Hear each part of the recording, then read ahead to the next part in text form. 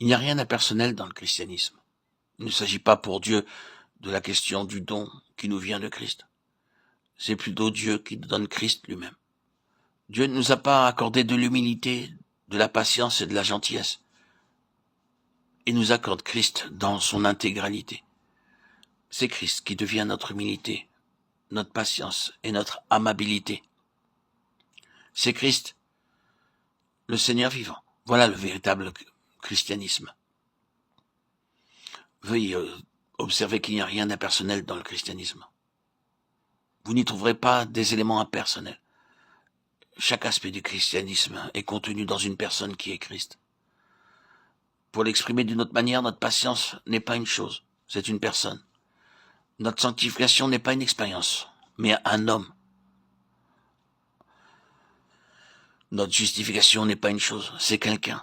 Notre justice n'est pas une façon d'être, elle est un être.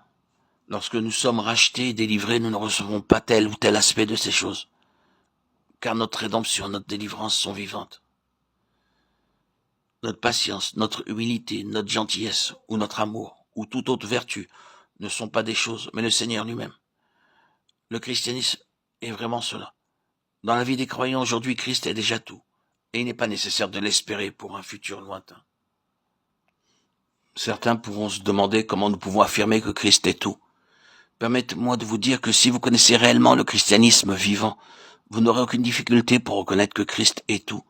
Non pas qu'il donne tout, mais qu'il est tout.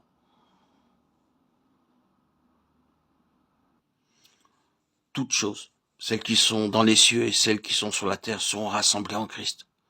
En ce jour-là, cette parole de Dieu qui déclare que Christ est tout s'accomplira.